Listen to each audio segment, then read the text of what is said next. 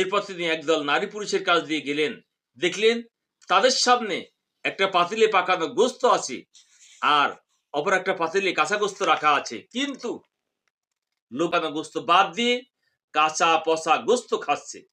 জিজ্ঞেস করলেন, এরা কারা?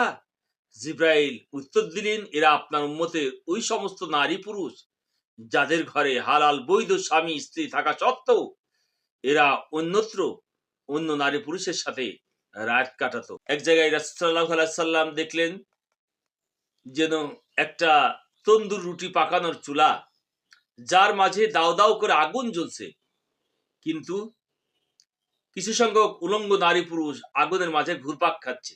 সেখান থেকে বিশ্রী দুর্গন্ধ বেরিয়ে আসছে এবং সাপ বিচ্ছু তাদের লজ্জা স্থানে কামড়াচ্ছে। রাসূলুল্লাহ সাল্লাল্লাহু আলাইহি সাল্লাম জিজ্ঞেস করলেন, এরা কারা? তাকে বলা হলো, এরা ব্যভিচারী নারী ও পুরুষ যারা জেনায় লিপ্ত হতো। এরপর কতদূর অগ্রসর হয়ে দেখলেন এক ব্যক্তি একটা বিরাট লাকড়ির বোঝা জমা করছে এবং মাথা উঠাবার চেষ্টা করে ব্যর্থ হয়ে আবার আরো কিছু লাকড়ি এনে বোঝাটাকে ভারী করছে, আবার মাথায় উঠাতে ব্যর্থ হয়ে আবারও বোঝা ছেড়ে লাকড়ি জমা করছে আর বোঝা ভারী করছে। অথচ তার উচিত ছিল যখন সে দেখলো বোঝা ভারী হয়ে গেছে তখন কিছু লাকড়ি কমিয়ে নেওয়া, কিন্তু সে বিপরীত কাজ করছে।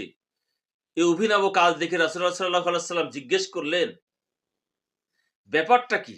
জিব্রাইল উত্তর দিলেন, এ আপনার উম্মতের ওই ব্যক্তি যার উপরে মানুষের হক ও পাওনা রয়েছে, সে তা আদায় করতে পারছে না, অথচ দিন দিন সে ঋণের বোঝা আরো বাড়িয়ে তুলছে। এক জায়গায় গিয়ে তিনি দেখলেন কিছু লোকের জিহ্বা কাঁচি দ্বারা কাটা হচ্ছে, আবার সাথে সাথে ঠিক হয়ে আগের মতো হয়ে যাচ্ছে, আবার কাটা হচ্ছে, আবার আগের মতো হয়ে যাচ্ছে। এই অবস্থায় চলতেই রয়েছে। রাসূল সাল্লাল্লাহু আলাইহি সাল্লাম জিজ্ঞেস করলেন, এরা কারা? জিবরাইল আলাইহিস সালাম জবাব দিলেন, এরা সে সমস্ত লোক যারা মানুষকে উপদেশ দিত কিন্তু নিজেরা সে উপদেশ অনুযায়ী আমল করত না। রাসূলুল্লাহ সাল্লাল্লাহু আলাইহি সাল্লাম বললেন, এরপর আমাকে এমন এক জায়গায় নিয়ে যাওয়া হলো যেখানে অত্যন্ত সুগন্ধিযুক্ত হিমেল হা প্রবাহিত হচ্ছিল। রাসূলুল্লাহ সাল্লাল্লাহু আলাইহি সাল্লাম জিজ্ঞেস করলেন, এই সুগন্ধি কোত্থেকে আসছে? জিবরাইল আলাইহিস সালাম বললেন, ইয়া রাসূলুল্লাহ, এটা জান্নাতের সুগন্ধি।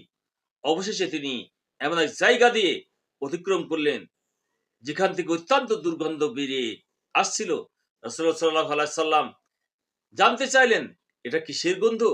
জিবরাইল আলাইহিস সালাম বললেন, এটা জাহান্নামের দুর্গন্ধ। আল্লাহু আকবার।